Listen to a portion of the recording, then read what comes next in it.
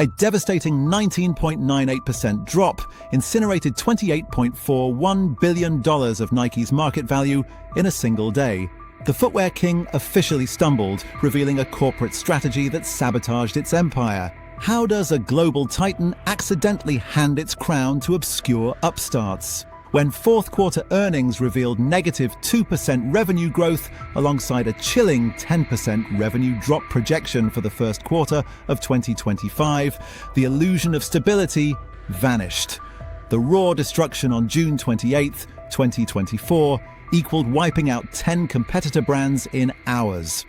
To understand this collapse, we must carefully examine a dangerous corporate ideology. In January 2020, executives initiated the Consumer Direct Acceleration. The goal was transforming a traditional shoemaker into a high-margin technology company. Cutting out the middleman makes perfect financial sense. Why share profits with a retailer when you can force consumers directly onto your proprietary app? During the pandemic, digital penetration hit 30%, 2 full years ahead of schedule. Mainstream business media praised this aggressive direct-to-consumer shift. It looked like brilliant stock market analysis. But here is the fatal twist. The relentless pursuit of gross margin expansion completely ignored reality.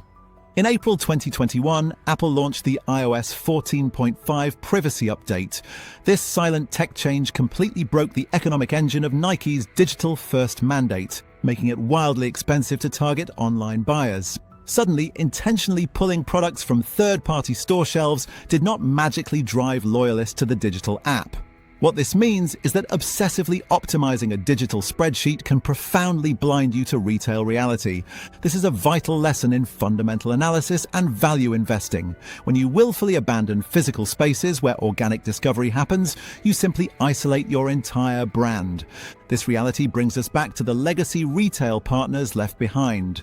By forcefully pulling inventory from critical retail partners like Foot Locker, which historically relied on Nike for a staggering 75% of its 2020 revenue, the global company willingly surrendered prime real estate.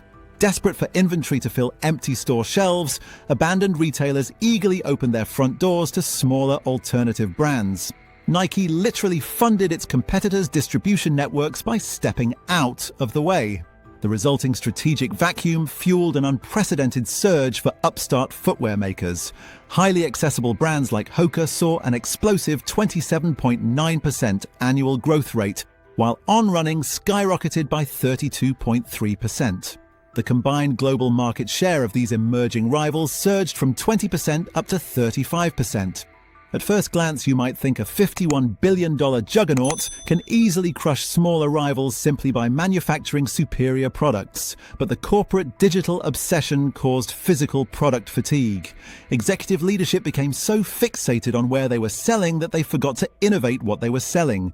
They recycled legacy franchises like the dominant Jordan brand, which grew from $3.1 billion up to $7 billion, but then stopped pushing creative boundaries. The core consumer noticed this lack of fresh energy. This lifestyle product fatigue resulted in a shocking 10% drop in digital sales during the fourth quarter of 2024. For anyone practicing value investing, the lesson is that sustained consumer loyalty requires continuous physical retail visibility. As the digital dream unraveled, deep executive panic set in across the corporate board. The struggling company initiated a sweeping $2.0 billion organizational cost-cutting program. This massive strategic miscalculation cost 1,600 dedicated employees, representing roughly 2% of the global workforce, their jobs. Long-term shareholders endured a punishing 48% overall stock underperformance across 3 painful years when compared to the broader global equity market. When assessing your personal investing strategy, moments exactly like this are massive warning flags. These self-inflicted strategic wounds violently collided with ongoing global market volatility and cautious consumer spending habits. With domestic inflation sitting at 3.0% and an economic slowdown materializing across critical Asian markets, everyday shoppers completely stopped paying premium prices for uninspired athletic shoes. To fully grasp why this corporate drama is actively happening right now, we absolutely must look closely at the massive executive leadership pivot currently underway. Rapidly realizing the severe underlying existential threat to the legacy business, the board of directors swiftly ousted the primary strategic architect of this failing digital strategy and immediately pulled respected retail veteran Elliott Hill directly out of retirement.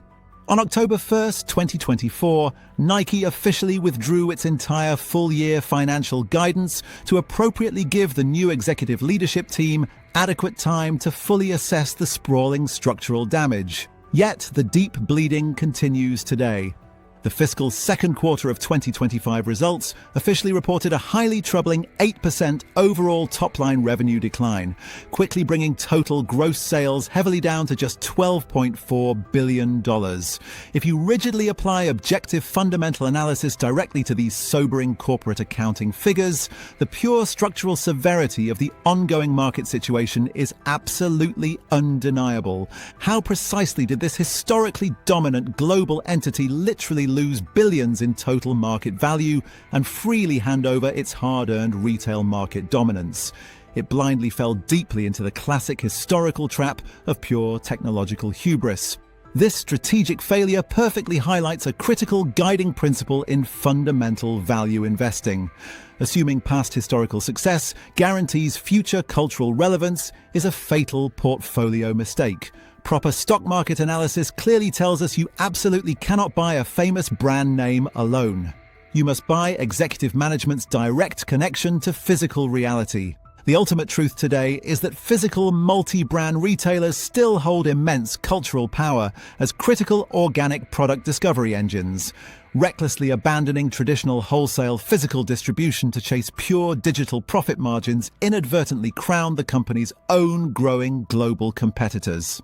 Any logically sound investing strategy today must strictly account for this permanent shift in foundational shopper behavior. Do you think this legacy footwear king can successfully win back its vital physical retail shelf space, or have agile new competitors permanently stolen the industry crown? Please let me know in the comments. So hit subscribe so you won't miss what's next and jump straight to the next video, because that could be the very insight you need to get ahead.